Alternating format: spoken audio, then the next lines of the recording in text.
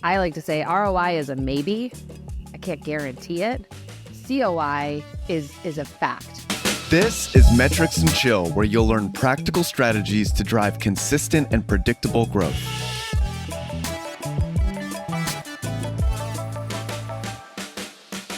Okay, Jen, welcome to Metrics and Chill. It's a huge, like I said to you before we hit record, it is a huge honor for me to have you on the show. I've been following you for a while.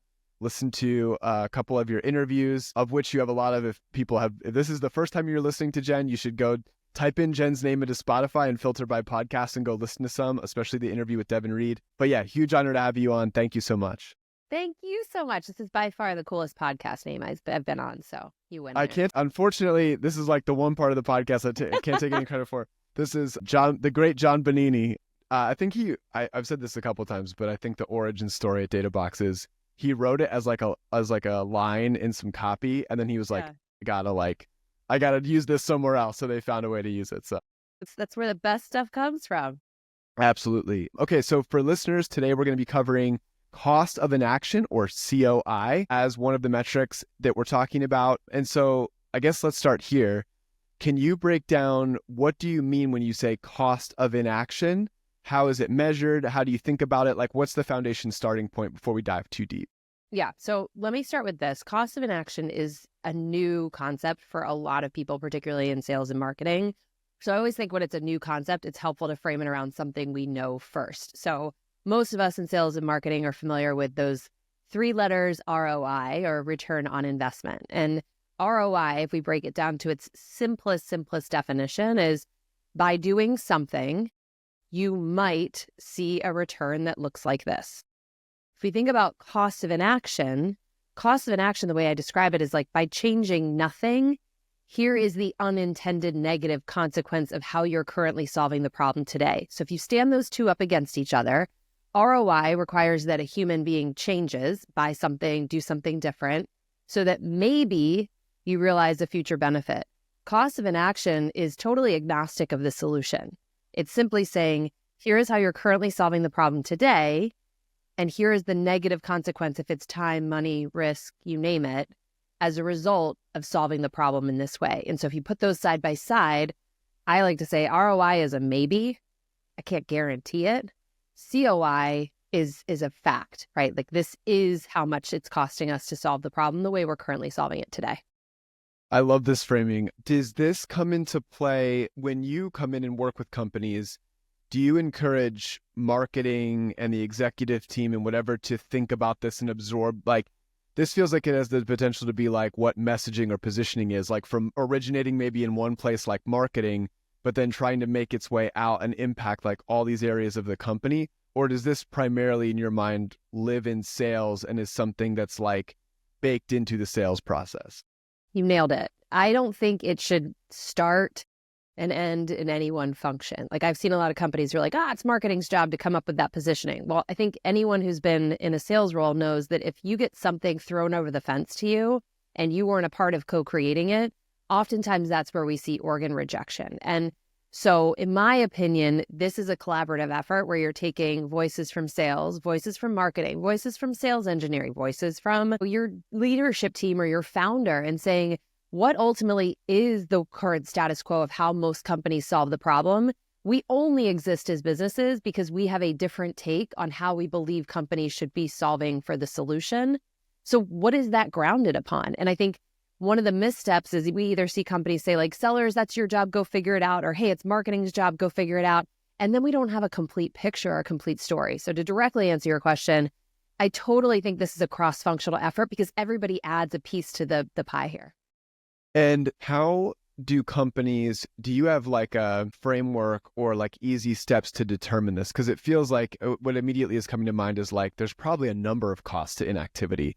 Do you try and cover all of them? Do you shape them into like one big cost? Do you frame them into like one conglomerate, like cost of inactivity? Like, what is guidance you could provide on how to put this together and then tie it to that anti ROI number, like the negative number that's going to come out as a result of not taking any action? Yeah. And to be clear, one of the things I always call out too is like, we're not talking about here is not inverted ROI. So it's like, sometimes I'll see people say like, oh, we've got cost of inaction figured out. By not buying us, you're going to see 100% less leads. It's like, no, that's just taking ROI and flipping it on its head. So the way I always teach this, because I think this is the easiest way to learn the concept, and then you can kind of back into a larger organizational message, is for every person that I'm teaching, is they pick a target account that they really want to win for the business. And what I ask them to do is start by saying, what are the organizational goals for that account? Not your functional goals, but like as a company, is this a company that's trying to break into a new vertical? Is this a company that's trying to, I don't know, introduce a new AI offering? Like, what are the big things that the CEO is talking about? That's step one. Step two is to say, what can I find? Or even if I can't find it specific to them, what do I know from other conversations with companies with similar goals? How do most companies typically try to solve for that problem? And then I'll create a list of current state alternatives. Now, step three is where we kind of fall down a lot, which is instead of attacking those alternatives, I actually want to take the opposing view. Why might this different way of solving the problem that they're currently pursuing today, why might that be attractive? Like, companies don't intentionally make stupid decisions. They make decisions with the best information they have available. So think like your buyer. What would be a compelling reason why someone would choose to solve them the problem this way as they are currently? And then if you get that right, that allows you to go to the fourth and final step, which is what information do we know that they don't about the beliefs and assumptions they have that are flawed? Not because they are stupid, not because they are wrong, not because they don't know any better, but because something environmental has changed. And so that is the key, is you cannot get to 4, which is like, what is that new information, if you don't do 1, 2, and 3 first. Now, as a company, if you put a bunch of sellers and marketers and product people and sales engineers in a room and have them all do it, what ends up happening is you start to suss out, to your earlier point, a bunch of different themes. Because it's very rare a company will only have one cost of inaction story to tell. But I find rather than look at the like macro and say, you know, what could we do, which feels hard and ugly and just a meeting I'd want to skip, start at the micro and say, let me work back from the customer and then see, are there commonalities or patterns based on certain, you know, attributes about a customer that would indicate they are more likely to be up against this particular cost of inaction story. So that's how I do it. This is really, really helpful. One of the things I feel like I'm hearing you underline is there's a lot of empathy involved. Like you hit on this a couple different ways, but it sounds like there's a tendency, and maybe one area, I was going to ask you, what are the main ways companies get this wrong? So I do want to ask that, but it sounds like maybe one of the key ways you see companies get this wrong is they don't enter with like empathy for like, there's a good reason. Like there's an assumption you're trying to enter of is like, there's a good reason why they're doing this. Not like coming out from like the standard maybe sales approach where it's like, what you're doing is dumb and this is the new hot way. This is like the new, you know, better future way. And this should be super clear to you. It's a completely different angle to come in and say, we totally get why you're doing this. It has a lot of pros. It just, there's maybe this other part that you're not considering yet. So let's focus in on this. Yes, that is exactly it, right? And so if you think about just the dynamic of a prospect seller conversation, prospects almost always already enter in with a defensive posture, right? Because nobody likes to be sold or convinced of everything. So if I come in and then I start calling their baby busted as hell, what do I think is going to happen in that dynamic? Like I might be right, but I'm still wrong in my delivery. And so I think it's really important to remember we don't win favor with customers when we come in and we say, you're an idiot because. Where we do win favor is we introduce new information about what has changed. And then we allow the dynamic to be, we're both looking at this enemy. And the enemy is not you, it's this thing over here. So there's this really stupid way I tell a story to show that like how you follow those 4 steps that I think everyone can kind of understand. Because I'm a big believer in like analogies and related to something human. Because even the way I describe it, I think still sounds theoretical. Would it be helpful if I just like told that story so you could see? I would love it. Okay. And just bear with me because I know it sounds silly in the beginning. But let's say like we both work for a company and they sell a packable raincoat. Now, the purpose of a packable raincoat is so that you stay dry in the rain, right?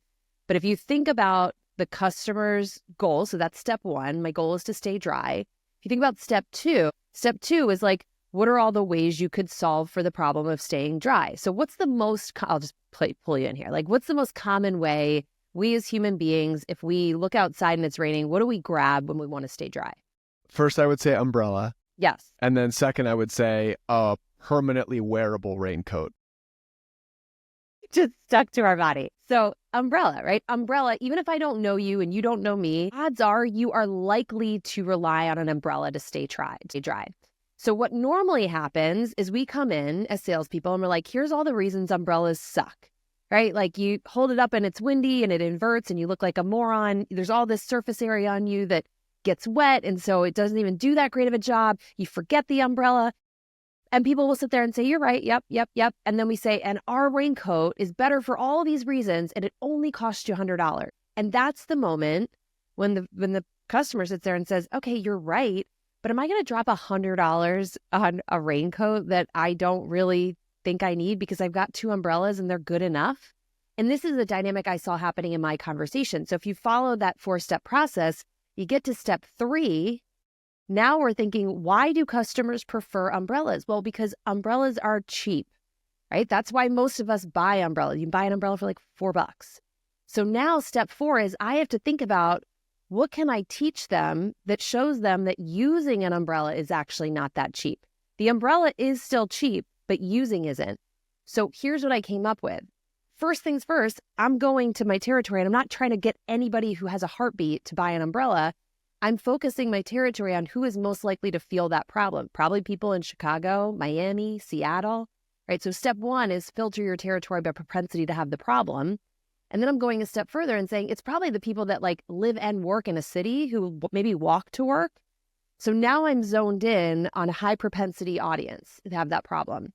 Step 2 is now I've got to frame what is the negative consequence of using an umbrella? Well, think about it. Like, research actually shows, if you Google this, only 5% of us remember to bring umbrellas on days it's supposed to rain. On top of that, if I live in Chicago, which I do, we get 119 days of rain a year.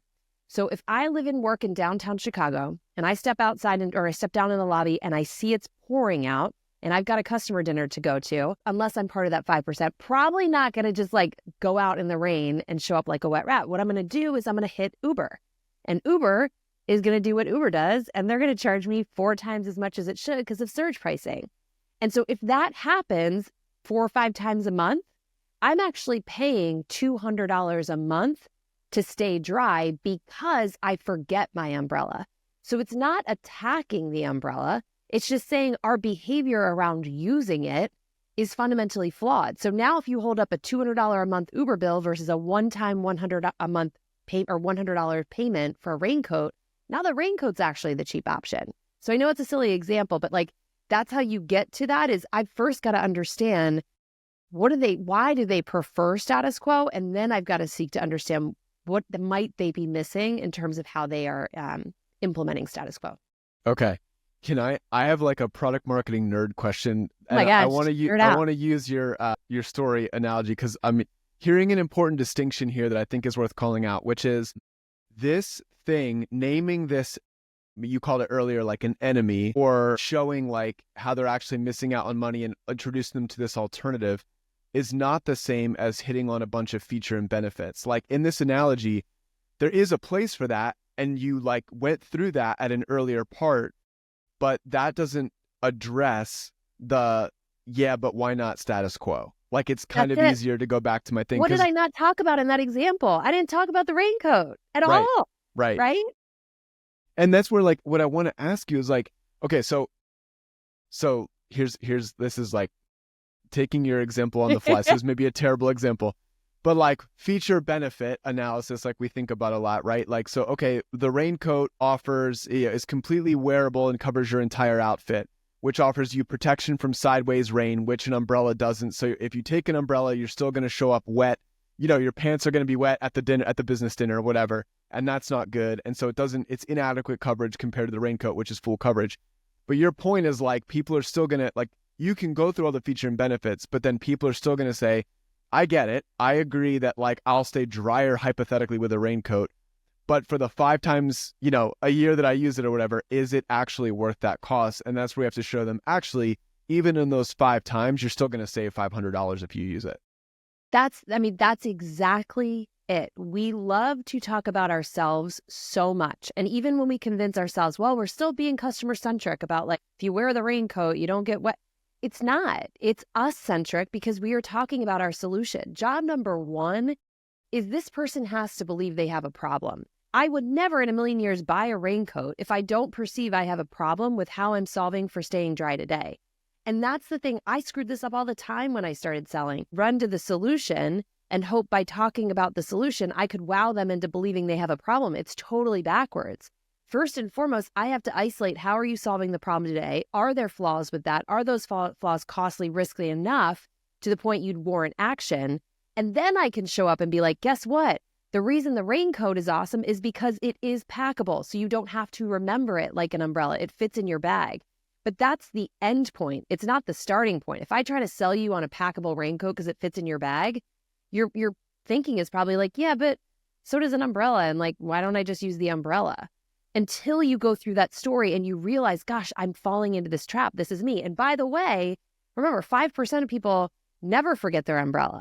There's probably a bunch of people who don't mind frolicking in the rain. Like, it is not a silver bullet message, but it is a message that will resonate with the audience who feels the problem that you solve. And that's who we should be paying attention to, in my opinion. Where do you think I want to ask two questions. One is, where do you think most companies get this wrong? So let's say, they've listened to a couple, they've heard you speak, hire Jen as a keynote speaker, FYI.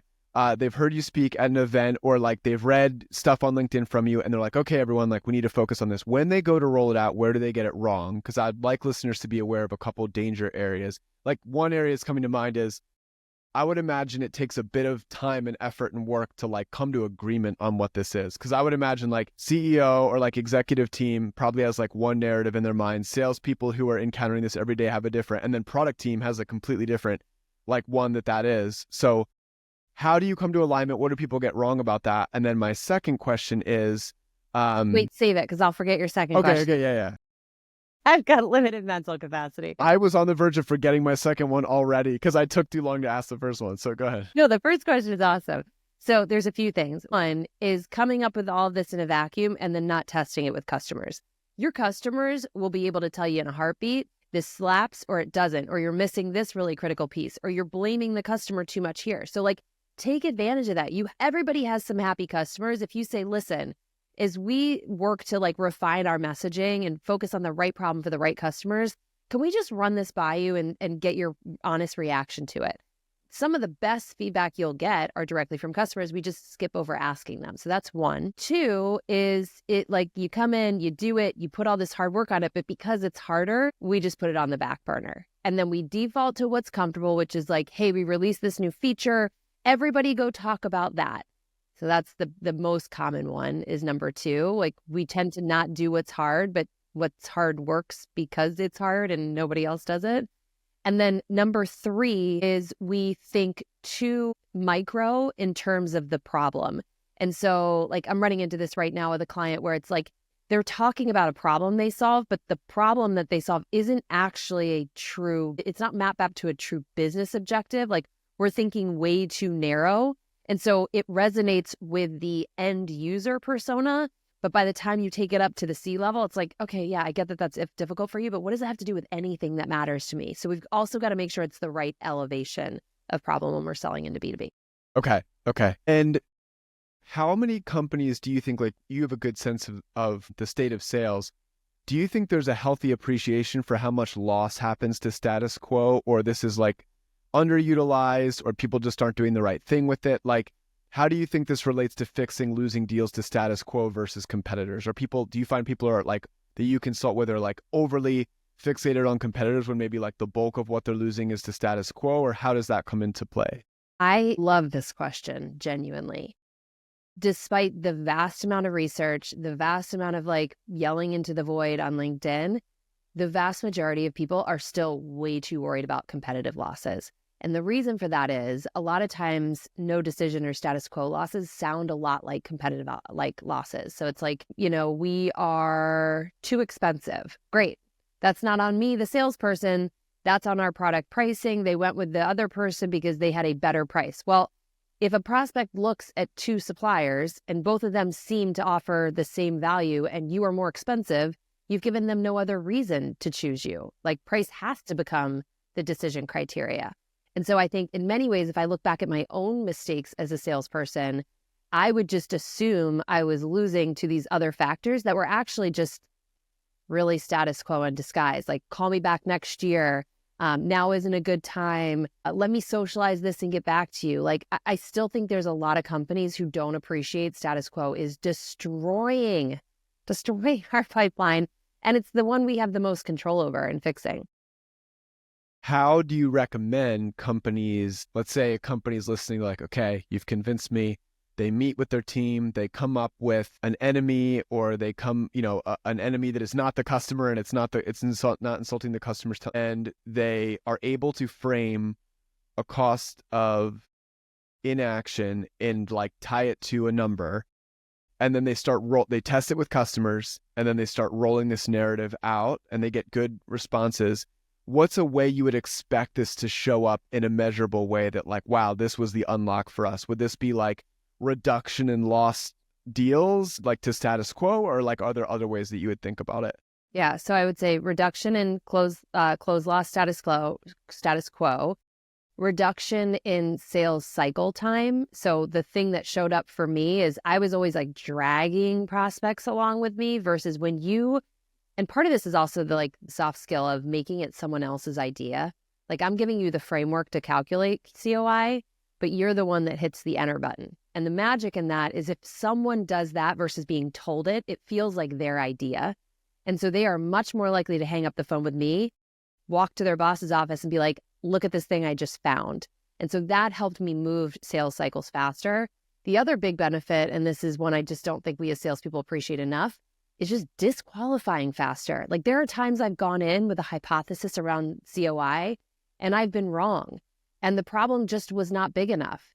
And for whatever reason, maybe it was like a good logo or like I could see a big opportunity size on the other side of it, I probably would have kept working on it. By knowing up front that the problem just wasn't big enough to solve, I could confidently walk away from that deal. And that meant I wasn't working these deals for like 6-8 months in enterprise only to come up with nothing on the other side. So disqualification because the problem isn't big enough, we want that early because that will play out late if we don't. And sorry, to clarify, you mean the problem isn't big enough that you all internally have decided to focus COI on, or or what you know is the right COI is just not to that person, to the prospect, a big enough problem? Exactly. Like, if I might come in with a hypothesis on the prospect's cost of inaction, and then they may give me an input number to that I wasn't expecting. And I'm like, wait a second, that's actually not as big as I thought. I don't know that you would need to solve for this right now. This might be a future state problem. And that is good. I want no's. What I don't want are nothings and ghosts. Yeah. Is COI, do you recommend that when people go through this exercise, should they always, I'm looking down to the right because it's my frantic scrambled notebook as you talk. Is COI always like a dollar sign on the other end? Is it sometimes time? Is it sometimes like more qualitative? Or do you recommend like, no, by the time you go through this exercise, you should have like a dollar amount that impacts revenue if they ignore this problem?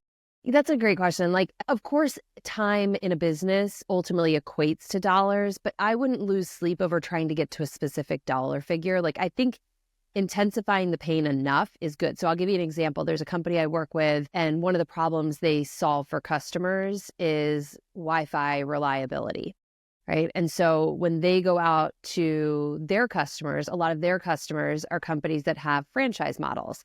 And in the franchise model, the corporate, like the company that they're selling to, is the one that is sending out IT technicians to the franchise locations because franchise owners typically don't have their own IT support.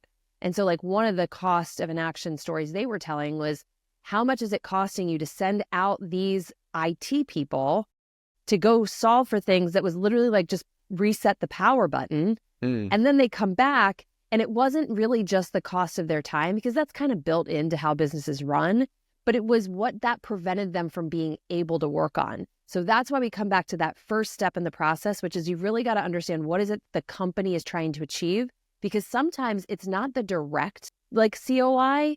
It is because we are wasting time over here. It is limiting our ability to actually spend time over here, which is a big corporate priority. So it's like an indirect COI, if that makes sense. And so I think that's really important to understand. It's not always going to be a dollar figure. Right. So if we determine in step one that the company's goal is this, sometimes it will be that your COI is exactly that. And you're like, great, we Mhm. can draw a one-to-one. But a lot of Totally. times it's going to be, well, in order to get there, you've got to go through these 3 steps. And on step 2 here, you're blocked. And that's what like this is enabling you to do. Exactly. Like if a company's trying to go through a digital transformation and they're sending dudes out to like on sites that don't need to happen, well, that's obviously going to make your digital transformation take a lot longer. And that's the money thing. Like that's the thing they care about. So that gets back to that. I think I said it was like the second problem or the third problem, which is like our elevation is too low. Don't always try to go for the direct. Sometimes the indirect is just as powerful because people's time costs money. Yeah. Yeah, absolutely. Okay. This has been amazing. I have one more question for you. Yeah. Where are all the areas that when this is done well, I know it's not an overnight process, but where are all the areas that when you've seen it executed well and really humming at a company, this should show up in an ideal world? So obviously we talk like most of the time about the sales process, but like it's making me think, where would it show up in, like where would it show up with BDs? Where would it show up on the website? Like with marketing messaging, where would it show up? Like, I'm just thinking there's a lot, like we have our own framework on like messaging and what we're going to include on the website. And this isn't often something, COI is not often a concept I feel like I pick up on business websites. So yeah, like where are all the areas that you have seen this done well besides just the sales process? Here's the big one. Every freaking website loves to do an ROI calculator, right? And what is the flaw with ROI is it's massively biased. We all know ROI is largely dependent on a ton of factors that are without our control, with good implementation, working with the right team. Like there's so many ifs to that, but we love putting those ROI calculators on there thinking customers are going to like do the math and be like, wow, it's 1,000,000% ROI. Let's buy this today. Doesn't work like that on the front end. Instead, COI calculators label the problem, give someone a way to calculate the cost of inaction, and then when they hit enter, that information, obviously you have to do some sort of like clause here that where the information's going, but not only helps you help that customer, but then you start to build a data asset of like, what is it typically costing people? And it doesn't require us to do a survey. It's just people filling it out. So that can be used on a website. That could be used in BD outreach. But most importantly, I think when it comes to outbound, which is something obviously I love talking about, it gives your BD folks and SDRs something else to talk about in an email other than your product. And I don't know if you've downloaded like the new app, like Apple update on your phone where it's like summarizing your texts and your emails. Have you done this No, yet? not yet. Okay. It scares me a little bit, but I use AI a lot, but I don't know why the phone thing is like, I want AI at work. I don't want it on my phone. See, I don't either, but I'm always thinking about, well, what is this going to do to outbound and what is this going to do to the way we communicate? And so now if you look at it, it just summarizes your email. So I don't care how slick you think you are. If you're like, we're the leading provider of this and we help companies with this problem, it's going to summarize it as a cold email. And so it's like they do this. You're like, yeah, oh, okay. I have to fundamentally think differently about what I am writing in cold outreach so that I'm not pitching my solution, but rather I'm helping a customer say, wow, I hadn't considered that problem. And so if you ask the least experienced, least trained people on the team to go figure that out, well, that's why people sit here and shout from the rooftops like outbound is dead and outbound doesn't work. Well, maybe it does work if you talk about different things, meaning not your solution, but the problem. So I think there's a million avenues where it can be used if companies just took the time to sit down and do the hard thinking around it. It's much harder to think about that than it is to say, here's our feature and here's why it's awesome. I'm going to sneak in one last question, then I promise we'll be done. I said the last one was the last one. Good. I'm glad. This is awesome. So this makes me, I'm trying to like on the fly, like apply this, at Databox. I'm like, okay, it brings this question. Is there ever a time when it makes sense for there to be multiple COIs, or in other words, like matching a COI to an ICP or to like a specific persona? Like it occur, like we find, for example, like companies go through, you'll see like this is broad brushstrokes, but you'll see like 2 growth stages and inflection points when they'll come to Databox, for example. One is these like much smaller businesses that for a long time juggling the native dashboards in their like software tools and having like 20 browser tabs open and copying and pasting data into spreadsheets and Google Slides, like what we call manual monitoring or manual tracking or reporting. Like that gets by for a while until usually something breaks. There's an inflection point where like something falls through the cracks, or they have a typo, or this is now gone from taking 5 minutes to taking 2 hours every week. So like that's fun. And I would imagine we could craft a COI around that. Then there's this whole other group where like they're bigger. They've been using visualization tools or analytics tools for a while, but now they're ready for like increased features and functions. Like they need more power. They need to answer more questions. And that seems like it'd be a completely different one. That would be like a cost of being able to look around the corner and better forecast, and you're missing opportunities. And like, so the two of them are quite different. And so do you see that at companies where like they'll craft multiple COIs for personas or for those use cases? Yes. What you're talking about is starting with the customer first and then thinking about your messaging. And as simple and stupid as that sounds, I cannot tell you how many times I just see companies miss completely there. This is exactly why I say start this process by doing it with an N of 1. And you will realize very quickly by looking at, let's say, 30 different accounts, how many different potential COI stories that you have because of exactly what you mentioned. Different circumstances, different problem states, different level of maturity. And you have this like bag of things where you can then give sellers direction to say, here are the 3 circumstantial things you want to look for. Like, is this a, I don't know, $0 to $1 million company with 1 person in ops? And then if it's, you see this circumstance that's different, that might lead you to lead with this one. We can never be 100% sure. The goal is to be specific, but bring that hypothesis loosely held, seek to be corrected. And that's how you get this two-way dialogue. So even if we're wrong, we're not just showing up being like, what are your problems and how can we help? Like that's low value. Yeah. So yes to your question. Okay. Awesome. Jen, this was so much fun. Thank you for breaking all this down. Can't wait to share it with people.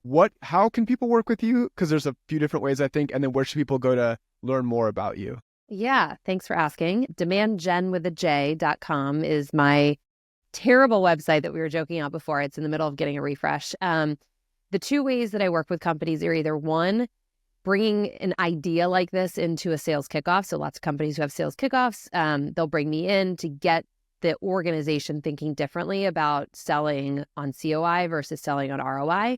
The second way is the really tactical jobs to be done with sellers. So it's one thing to know what COI is. It's another thing to say, how do I write a cold email about it? Like, how do I bring that to life in a discovery conversation? So I do a lot of workshops with sales teams, mostly selling into mid-market and enterprise who are working with deal sizes that like warrant an approach like this. So that's how you can find me. Awesome. Thank you so much again for coming on, Jen. Thank you. This is a blast.